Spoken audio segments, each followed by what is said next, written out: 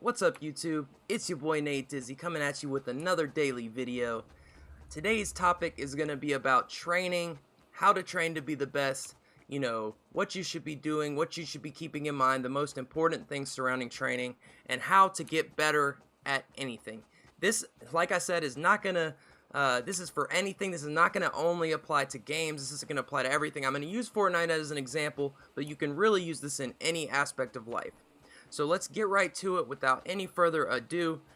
I'm going to start off with what to train. And what I mean by that is, what aspect are you needing to train to more balance yourself as a player, as a person trying to do any activity?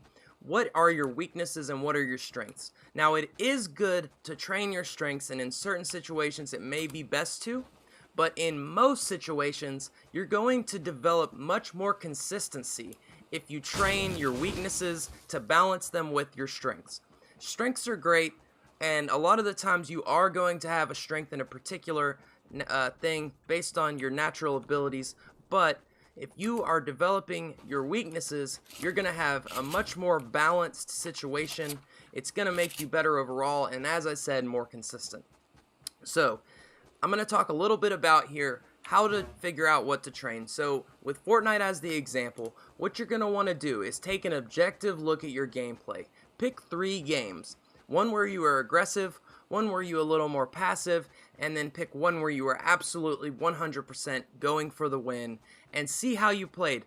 Measure your progress. Take little notes. Say, okay, my building was a kind of a weak point. I was taking more hits, I wasn't protecting myself when I should have been, or my shooting was my weakness. I wasn't able to hit those shots when it absolutely mattered and it got me killed in the game. So you need to take an objective look. Don't just decide without actually looking at your actual gameplay, because a lot of people think they're weak in one area when it's not actually the case. They're more weak in another area. So keep that in mind, and that's how you're going to determine what to train. Now, the next thing I want to talk about is how much to train. So it's very important that you do not overtrain. A lot of runners or, cyclists or any kind of physical activity, you'll know that if you overtrain, first off, you're much more prone to injury, and you may not get an injury with gaming, but what you will get is if you overplay, you will get like it's not like a mind injury. You'll get a weakness. You will overtrain yourself, and it will actually hurt your gameplay. Not to mention, it will turn you off of gaming. So you want to train about a reasonable amount of time. And basically, to explain it a little more, if your normal game session is 4 hours, and you're like, say you're a hard serious, I want to get better. You're playing for 4 hours, train for 1 of those hours. Don't train for half the time. Don't train for that much, because you're not actually going to maintain your focus that long. I mean, you can train in sessions of 20 minutes, and that's another thing. Break your training down throughout the day.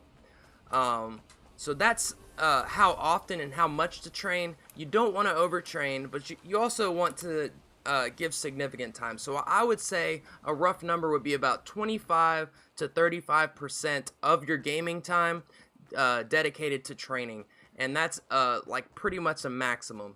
Even if you're super serious, you're not going to actually see the benefits of training more than that, especially if you're doing a very specific type of training. Now, the next thing I want to bring up, and this is something people often don't take into account, is how much to rest, because you're actually not going to see your progress until you rest, and this is why. When you sleep or when you rest, your mind is basically processing the information that you have taken in.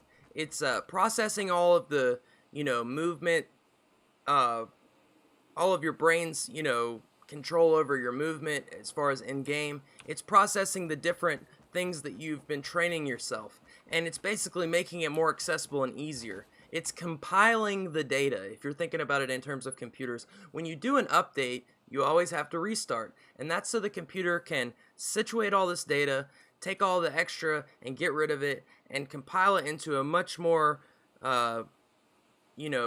it makes much more sense of it, and structures it in a way where it's much more accessible, much more easily accessible to the computer, and your brain works the same way. You need to rest after training sessions. Don't train 10 times in a day, not sleep that night, and expect to see good results the next day, because you're just not going to. It doesn't work that way. You're not going to cheat the system, and in fact, you're probably actually going to hurt your performance the next day, although when you finally do sleep, you may see some progress after you sleep.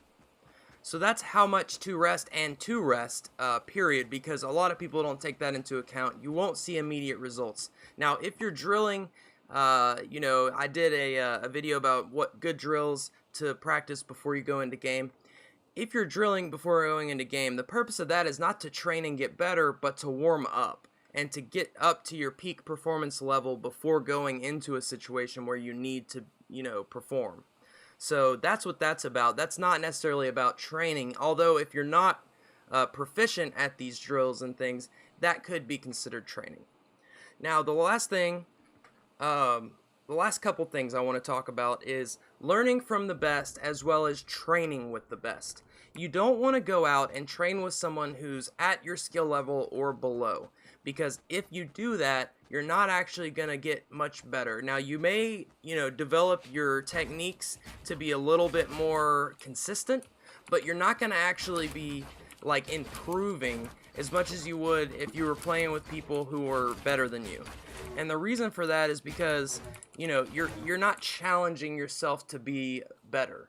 And if you're not challenging yourself, you're not going to see any good results. It's just the way it is. So keep that in mind when you're training, that you don't want to,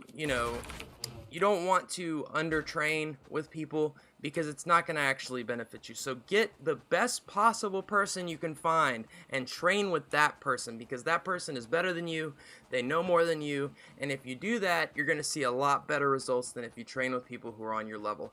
The last thing is learning from the best. So I want you to go out, I want you to look at players as far as Fortnite's concerned, but in life in general, find people who are much better than you, pros. Look at Tfue, look at Poach, look at Ninja, look at Daquan, and pick them based on what your weakness is. Like Daquan is like a super good aimer in Fortnite. So if your aim is suffering, look at him and see how he does those flick shots. See how he does his aim, and try to learn from that, and try to kind of emulate what he's doing. If you're not as good of a builder, look at Cypher PK or Poach and see how they build, because they're some of the best builders, trappers, and whatnot in Fortnite. And look at the best of the best. And I just dropped a few names, so I'm not going to go into any more detail. If you have any problems, just search what you're weak at combined with pro. Like, say, if you're weak at building, say, best Fortnite builder of all time. And, find out who is considered to be that. If you're looking at aim, best Fortnite aimer of all time. And find out who is currently got the best KD, or not necessarily KD in the situation of aim, but who has the highest hit percentage, and accuracy, and emulate them at first, and then slowly develop your own style. So that's about it. That covers about everything with training to be the best. That's it for today's video. Like and subscribe if you enjoyed the content, and comment down below if you think this video helped you, and if it didn't, let me know why and what I could have changed. I'll see you next time. Natedizzy out.